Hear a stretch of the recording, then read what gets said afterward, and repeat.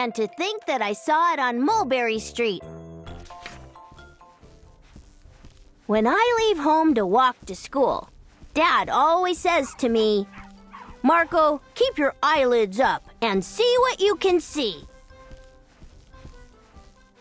But when I tell him where I've been and what I think I've seen, he looks at me and sternly says, "Your eyesight's much too keen. Stop telling such outlandish tales. Stop turning minnows into whales." Now what can I say when I go home today? All the long way to school and all the way back, I've looked and I've kept careful track. But all that I've noticed, except my own feet, was a horse and a wagon on Mulberry Street. That's nothing to tell of. That won't do, of course. Just a broken down wagon that's drawn by a horse. That can't be my story. That's only a start. I'll say that a zebra was pulling that cart. And that is a story that no one can beat when I say that I saw it on Mulberry Street. Yes, the zebra is fine, but I think it's a shame. Such a marvelous beast with a cart that's so tame. The story would really be better to hear if the driver I saw were a charioteer. A gold and blue chariot, something to meet, rumbling like thunder down Mulberry Street. No, it won't do at all. A zebra is too small. A reindeer is better. He's fast and he's fleet. And he'd look mighty smart on old Mulberry Street. Hold on a minute. There's something wrong.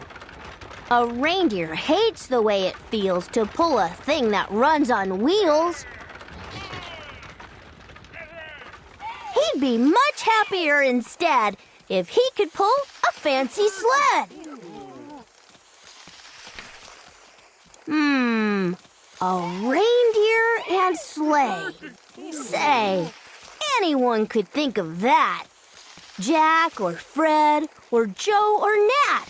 Say, even Jane could think of that. But it isn't too late to make one little change. A sleigh and an elephant. There's something strange. I'll pick one with plenty of power and size. A blue one with plenty of fun in his eyes. And then, just to give him a little more tone, have a Raja with rubies perched high on a throne. Say, that makes a story that no one can beat when I say that I saw it on Mulberry Street. But now, I don't know. It still doesn't seem right. An elephant pulling a thing that's so light would whip it around in the air like a kite. But he'd look simply grand with a great big brass band. A band that's so good should have someone to hear it. But it's going so fast that it's hard to keep near it. I'll put on a trailer. I know they won't mind if a man sits and listens while hitched on behind. But now, is it fair? Is it fair what I've done?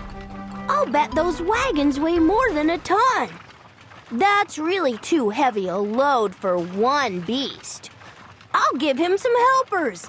He needs 2 at least. But now what worries me is this. Mulberry Street runs into bliss. Unless there's something I can fix up, there'll be an awful traffic mix-up. It takes police to do the trick. To guide them through where traffic's thick, it takes police to do the trick. They'll never crash now. They'll race at top speed with Sergeant Mulvaney himself in the lead.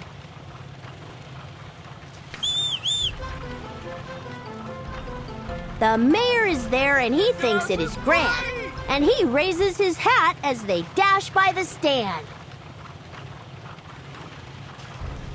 The mayor is there and the aldermen too, all waving big banners of red, white, and blue.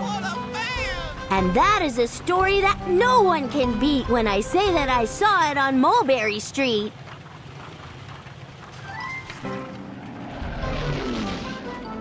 With a roar of its motor, an airplane appears and dumps out confetti while everyone cheers. And that makes a story that's really not bad. But it still could be better. Suppose that I add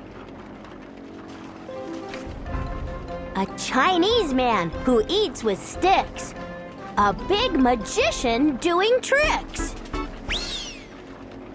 mighty celebration, a 10-foot beard that needs a comb. No time for more, I'm almost home. I swung round the corner and dashed through the gate.